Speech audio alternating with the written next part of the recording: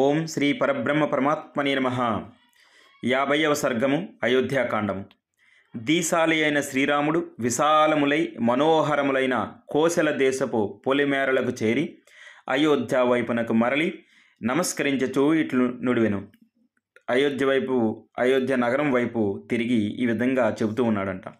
కాకుతస్థ వంశజులచే పరిపాలింపబడిన ఓ అయోధ్య మహానగరమా, ఈ దేశమున సుప్రతిష్ఠులై రక్షించుచున్న దేవతలను నిన్ను నా వన ప్రయాణమునకై అనుజ్ఞ ఇవ్వవలసిందిగా వినమ్రముగా వేడుకొనుచున్నాను. నేను వనవాసమును ముగించుకొని మహారాజు గారి రుణమును తీర్చుకొని మరలా నిన్ను దర్శింతును. అప్పుడు తల్లిదండ్రులను చేరి వారిని సేవింతును. ఆ అయోధ్య నగరము వైపు తిరిగి ఈ విధంగా శ్రీరాముడు అనుకొని కళ్ళు ఎరుపెక్కి ఉండి దుఃఖము పొంగి పొరలి వచ్చుచుంటే ఆ కుడి చేతిని పైకెత్తి కంటిని తుడిబెట్టుచు అక్కడ ఉండేటటువంటి జానపదులను ఉద్దేశించి, జానపదులు అంటే అక్కడ పల్లెటూరుల నుండి వచ్చేటటువంటి అనేక మంది వచ్చారు శ్రీరాముని చూడడానికి, వాళ్ళందరినీ ఉద్దేశించి ఈ విధంగా అనెను. మీరు పెక్కు శ్రమల కోర్చి నా యందు దయతో మిగుల ఆదరాభిమానములను చూపి తోడ్పడితిరి, అందులకు కృతజ్ఞుడును. మా వలన మీరు మిగుల కష్టములను సహించితిరి కనుక మీరు మీ పనుల్లో నిమగ్నులు కండు. శ్రీరాముడు అటువైపు వస్తున్నాడని తెలిస్తే జనాలు అందరూ వస్తారు చూడ్డానికి. వచ్చిన వాళ్ళందరితో ఈ విధంగా అంటూ ఉన్నాడంట. అంతటా జానపదులు మహాత్ముడైన శ్రీరామునకు ప్రదక్షిణ పూర్వకంగా ప్రణమిల్లిరి. అనంతరం వారు వెక్కి వెక్కి ఏడ్చుచూ రాముని దర్శించు కోరికతో ఎక్కడే వారు అక్కడే నిలిచిపోయిరి. వారు శ్రీరాముని ఎంతగా దర్శించినను తని తీరక విలపించుచూ నిలుచుండిరి. అప్పుడు శ్రీరాముడు తన ప్రయాణమును కొనసాగించుచూ ప్రదోషకాలమున సూర్యుని వలె ఆ పల్లె ప్రజల కనుల చూపు మేరకు అందనంత దూరమునకు వెళ్ళిపోయాను. ఇంకా ప్రజలందరినీ వీడి అక్కడి నుండి శ్రీరాముడు ముందుకి వెళ్ళిపోయాను. శ్రీరాముడు ప్రయాణం చేయుచున్న కోశల ప్రదేశములన్నీను ధనధాన్య సంపదలతో వెల్లవిరియుండెను. అతడి ప్రజలు ఎల్లారును ఉదారముగా దాన ధర్మములను చేయుచుండెడివారు. ఆ ప్రదేశములన్నీను పరిశుభ్రముగా ఉండెను. అచటి వారు నిర్భయముగా జీవించుచుండిరి. అవి దేవాలయములతోడను యజ్ఞములకు సంబంధించిన యూపస్తంభములతోనూ ఒప్పుడు రమ్యముగా ఉండెను. ఆ కోశల దేశము చాలా పెద్దది.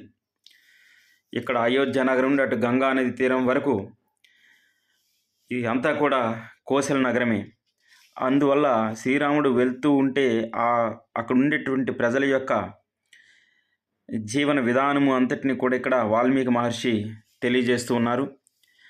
అచటి ఉద్యానవనములు, మామిడి తోపులు, చక్కని జలాశయములు ఆ జనపదులకు శోభములను గూర్చుచుండెను. అచటి వారందరూ దృఢకాయులై సంతోషముతో జీవించుచుండెరి. ఆ ప్రదేశములన్నీయును ఆవుల మందలతో అలరారుచుండెను. ఆ పల్లెలన్నీయును ప్రభువుల పర్యవేక్షణలు సురక్షితములై ఉండెను. నిరంతరం అవి వేద ఘోషలతో ప్రతిధ్వనించుచుండెను. అట్టి సుసంపన్నములైన కోశ ప్రదేశములన్నింటినీ అధిగమించి పురుష శ్రేష్ఠుడైన శ్రీరాముడు రథంపై వెళ్ళిపోచుండెను. అవన్నీ దాటి ఇంకా ముందుకి వెళ్ళిపోతూ ఉన్నాడు. మహాధైర్యవంతుల్లో శ్రేష్ఠుడైన శ్రీరాముడు కోశల దేశపు పొలిమేరలను దాటిన పిమ్మట సర్వ విధములుగా సుసంపన్నమైన ఒక దేశమున మధ్య నడిమి భాగము ద్వారా ప్రయాణం చేసెను. కోశల దేశం దాటి ఇంకొక దేశం. ఆ దేశము సుఖ సంతోషములకు నెలవైనది, మిక్కిలి విశాలమైనది. అది కనుల విందు గావించుచు ఉద్యానవనములతో విలసిల్లుచుండెను. అది సామంతరాజులచే అనుభవింపబడుచుండెను. అది కోశల దేశం అంటే రామరాజ్యమే అయినప్పటికీ అది సామంతుల రాజ్యం అన్నమాట. ఆ దేశమున త్రిపథగామిని అయిన స్వర్గమర్త్య పాతాల లోకములలో ప్రవహించుచున్నట్టుది అయిన దివ్య గంగానది ప్రవహించుచుండెను. ఏ మాత్రము నాచులేనిదై నిర్మల జలముతో రమ్యమై మహర్షులచే సేవింపబడుచున్న ఆ పవిత్ర గంగానదిని శ్రీరాముడు దర్శించెను. ఆ పవిత్ర గంగానది సమీపమున గల ఋషుల ఆశ్రమములు దర్శనీయములై ఉండెను.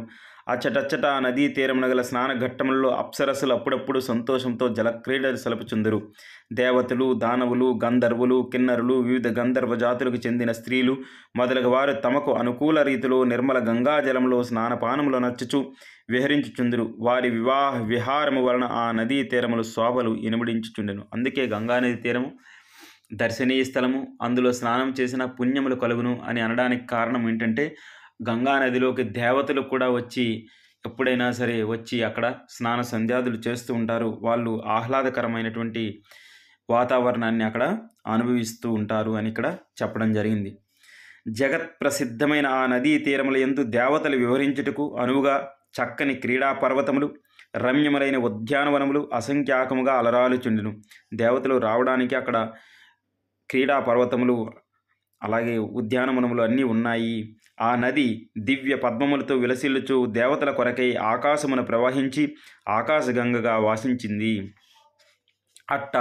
అట్టహాసములతో కూడిన ఆ గంగా నది జలపాతముల శబ్దములు భయమును కొలుపుచుండెను. నిర్మల తరంగములు పైగల నురుగులు ఆ నది యొక్క చిరునవ్వులను ప్రదర్శించుచుండెను. అక్కడక్కడ చీలి ప్రవహించుచు ఆ నది పాయలు ఆ నది యొక్క జడలుగా శోభిల్లుచుండెను. ఆ నదిలోని సుడిగుండములు చూడముచ్చటగా నుండెను.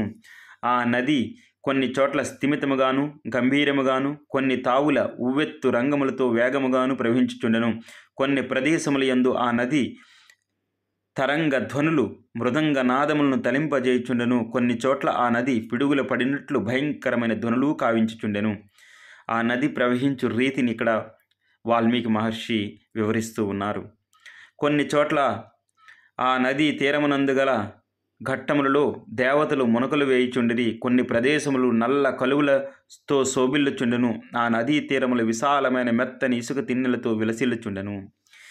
అది హంసల ధ్వనులతోడను, బెగ్గురు పక్షుల కలకలతోడను, చక్రవాకపు కూజితములతోడను, మదించిన పక్షుల రవములతోడను వింత గొలుపుచుండెను. తీరముల యందలి వృక్షముల పంక్తులు ఆ నదికి మూలలుగా శోభిల్లుచుండెను. బాగుగా వికసించిన కలువులు, విప్పారని పద్మములు అటనట దట్టముగా అలుముకొని ఉండుటచే కొన్ని తావుల యందు నదీ జలములు కనబడుచుండెను.